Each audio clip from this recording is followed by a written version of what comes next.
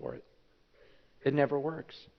But still, people will get deceived because that temptation is real, isn't it? I mean, don't you just feel it every day? Aren't there just things around you where you're just like, oh, God. And it's not that you don't love God. You love God, right?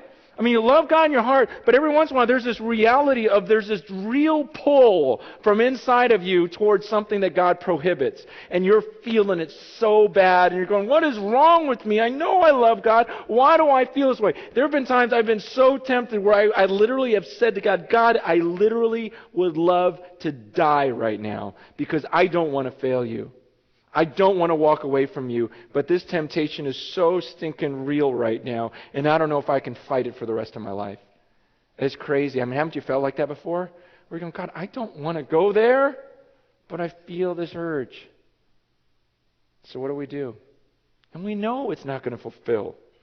We know we can't be happy outside of God, but everything in us is pulling us that way. What do? Well, James starts by telling us what not to do in verse 13.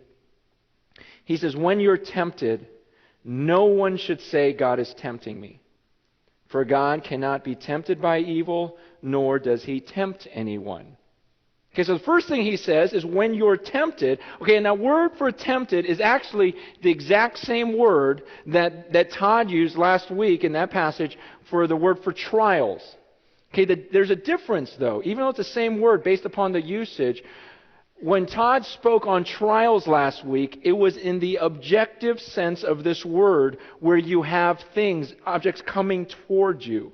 Trials coming towards you. That word is used in the objective sense. Here in verse 13, he switches and now uses the word in a subjective sense where there are things, you are the subject and you have things coming out of you. You understand? Does that make sense?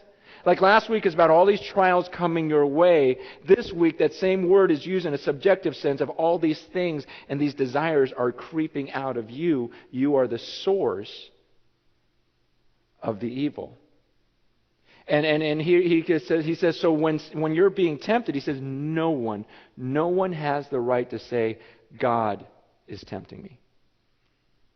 You can't say that. He says, because God has nothing to do with evil. He says God can't be tempted, nor is he tempted anyone. God is perfect.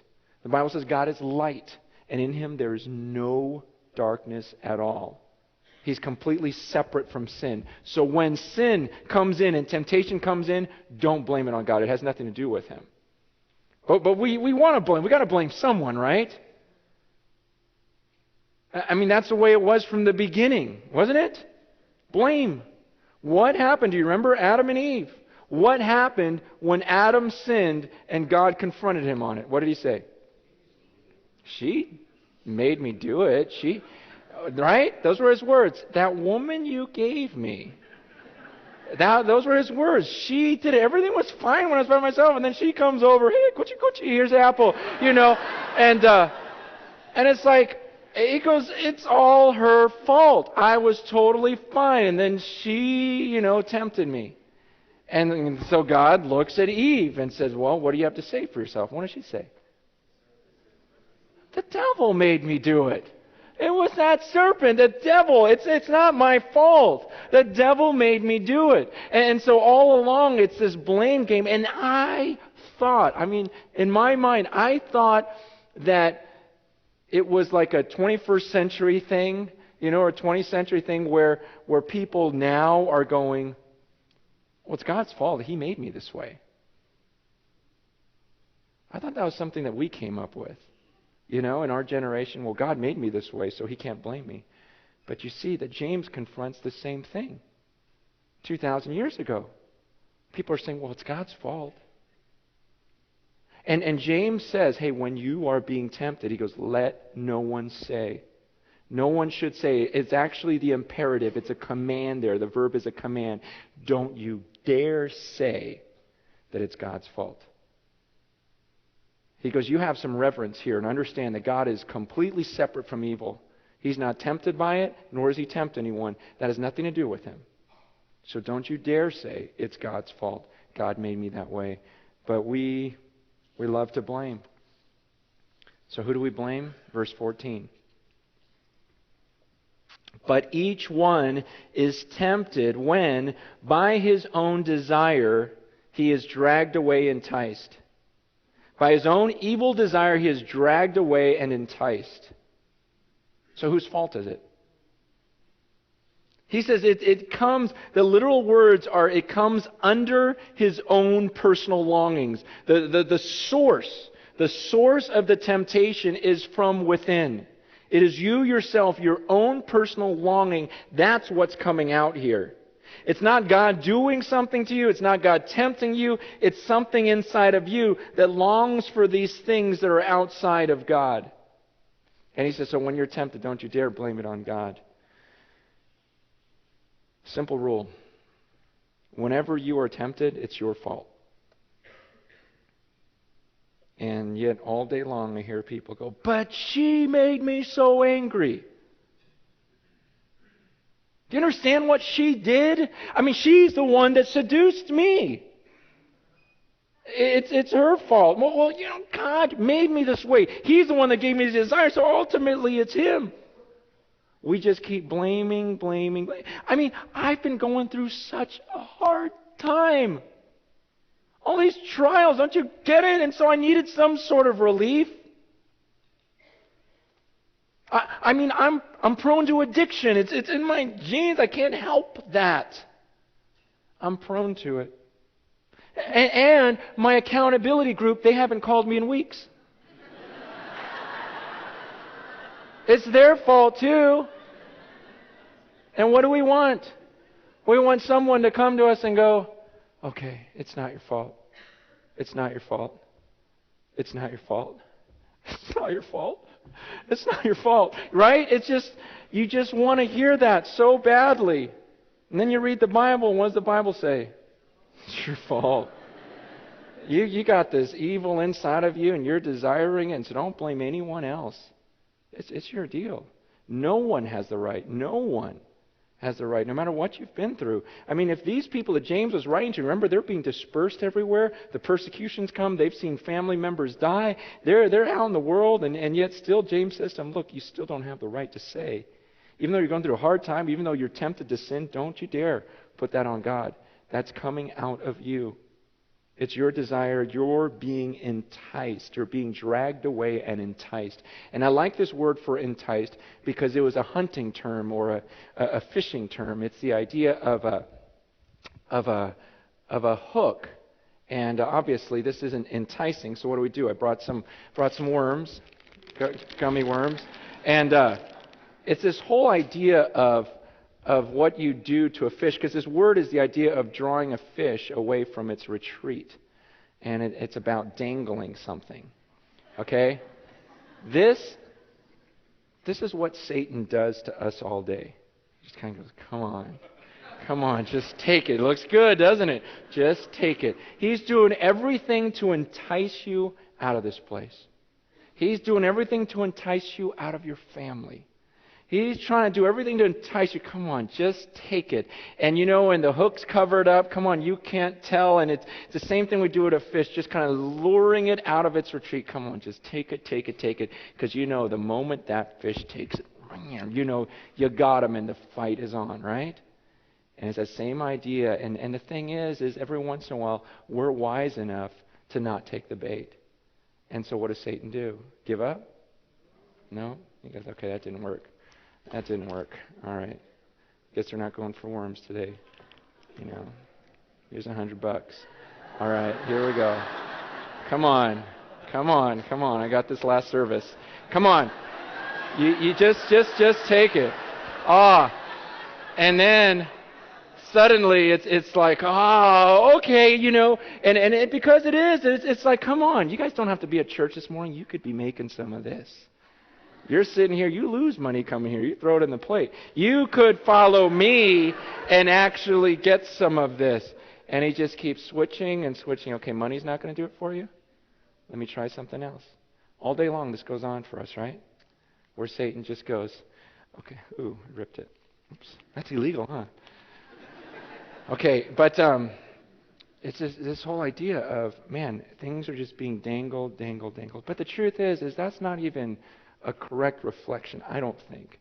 I mean, to me, it's like we're bombarded here in Southern California. It's not even like one thing. This is what I feel like living in Southern California.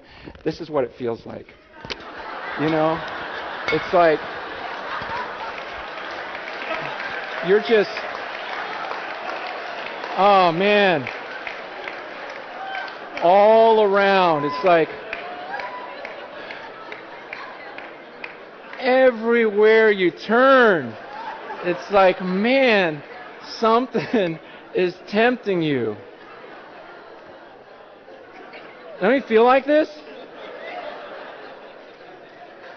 So what do you do?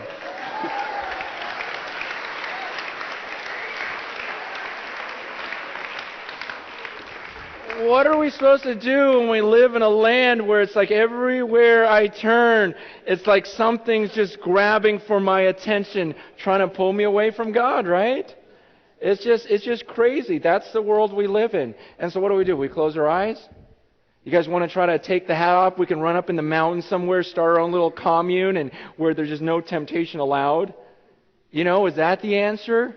Do we leave the world somehow and get away from it? You can't. Temptation's going to be everywhere. It surrounds us.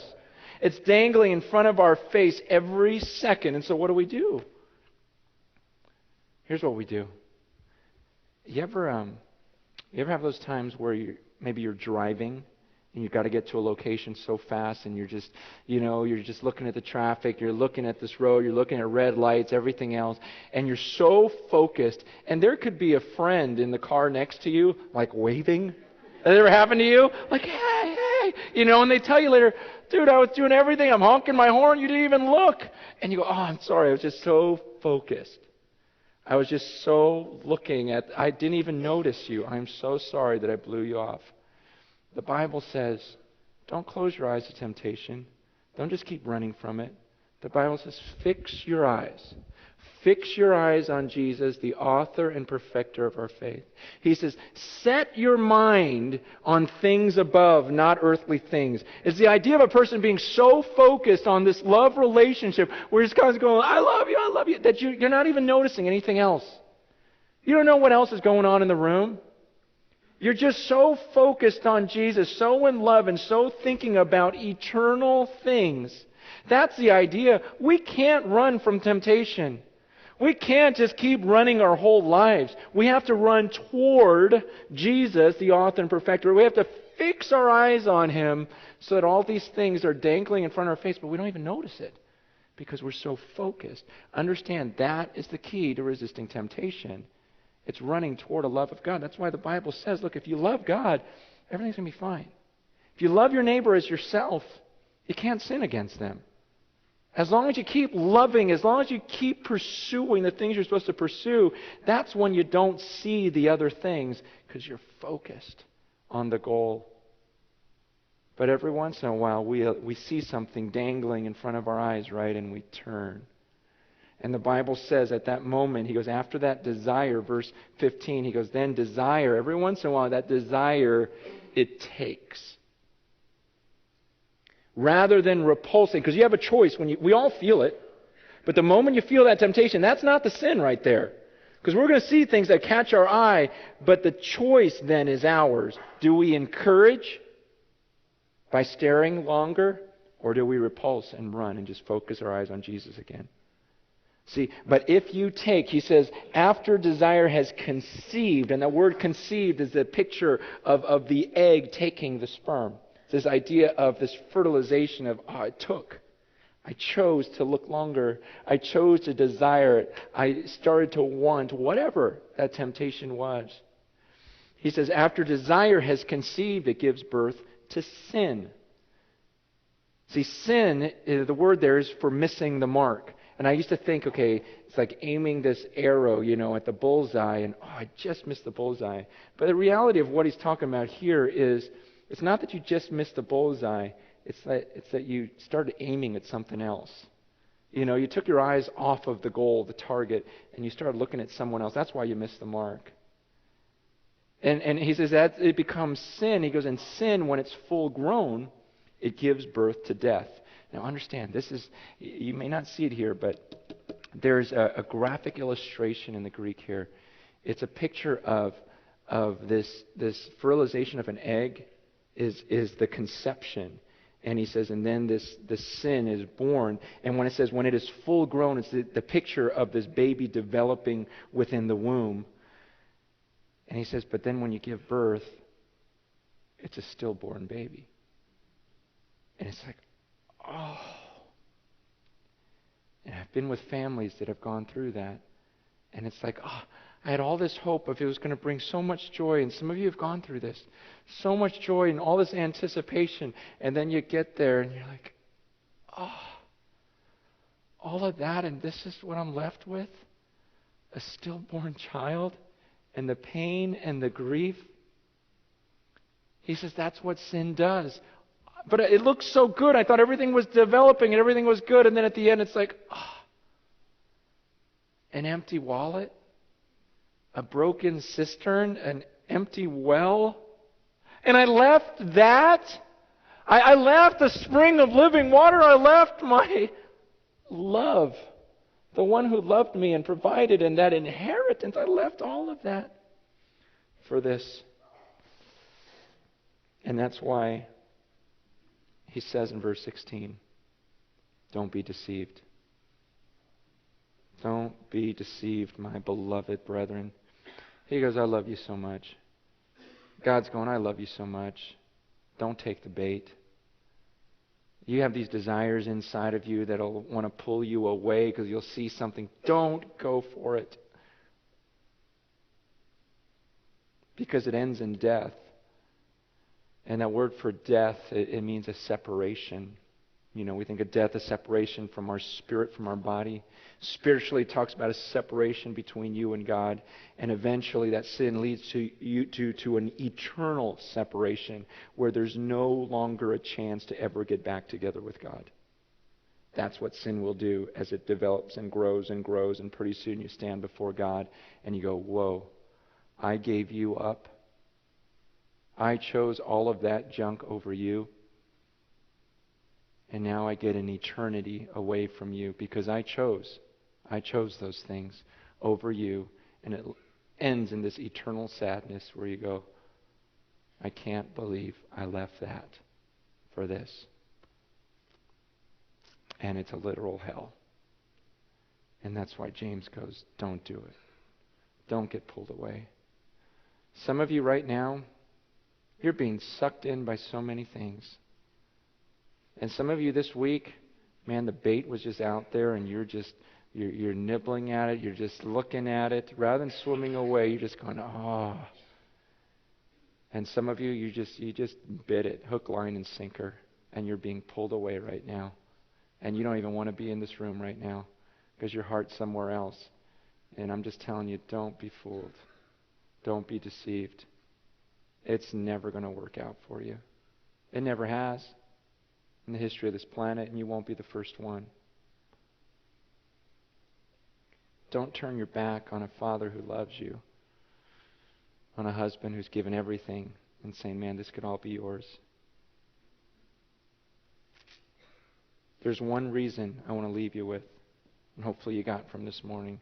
There's one reason why you should walk away from whatever temptation you're facing right now. There's just one reason. God is better. He is. He's so much better. It's not even a comparison. That's why the angels in heaven are appalled. They're going, what? You're going to leave him for her? For that? For a little bit of money that it's going to burn? You could be dying this week and it is over and you left God for that? You're going to be eternally for that? Don't be deceived. Don't be fooled. There's so much in this world to tempt you, and I'm telling you guys, don't take the bait. Swim away. Swim away right now. Just make a decision. Say, God, help me. I need to swim away. I've seen it. Man, yeah, I was attracted to it. It's all my fault. I'm out of there. I want you. I'm going to run up to these stairs and just go, Daddy, Daddy, Daddy, Daddy, I love you. I can't believe it. I'm yours. That's why I resist temptation. I know He's better. I'm not going to be fooled. And some of you today, We're going to have a time of communion, which I think is the best way to end this. I think the most appropriate, where you're going to take a piece of bread right now and a cup of juice, because it's a picture of Christ's love for you. The bread represents Christ, His body being broken for you. The cup represents His blood being shed for you. See, the cross makes this relationship possible. You see, you screwed up. No, and it was your fault. You messed up. You've done things that are offensive to God, and it was all your fault. Okay? You have to accept that at some point. But God loved you so much and goes, even though you're guilty, I'll have my own Son die on a cross, and He'll pay. He'll pay for your mess up, for your sin. So then we can have a clean slate. If you believe in Him, you can be free, you can be clean. I can adopt you. He goes, and in all who received Him, to those who believed in His name, He gave them the right to become children of God. You can have that, and that's what this bread and this cup represents, the sacrifice of Jesus. And as you take it, think about what He did for you and just thank Him, thank Him, thank Him. But some of you, if you don't believe that, don't take of the bread and don't take of the cup. But maybe this morning you go, you know what? I want that relationship with God. I've been putting Him off. I've been enticed by all these other things, but now I want God. And if that's you, you can have Him this morning. Despite anything you've done, He's saying, you can have me today. I'm proposing to you right now, and you've been saying, no, I don't. But this morning you can say, I do. And you can have your own marriage ceremony with God this morning. I believe that's what baptism is. I think it's a perfect picture of it. Because it's this whole idea of I was living by myself, for myself, and I'm dying to that old life, and I'm coming out of the water saying, you know what, I'm uniting myself with Christ, and I'm doing it publicly saying, you know what, I want God in my life. I want this relationship with Him. And at some point, as God's been courting you, you finally go, okay, I do. I want you. And then publicly, you make that confession through baptism. We've had several people do it this weekend already. It's just been beautiful. If you'd like to do that, there'll be some pastors and counselors up here by the prayer room. You can come up during any time. Matt and the worship team are going to come back up and lead us in worship. And the ushers are going to pass the communion. But during this time, if you would say, you know what, I want to get baptized today. I want to begin this relationship with God today. I'm no longer enticed by these other things. I want God. Then come forward during this time, and someone will pray with you.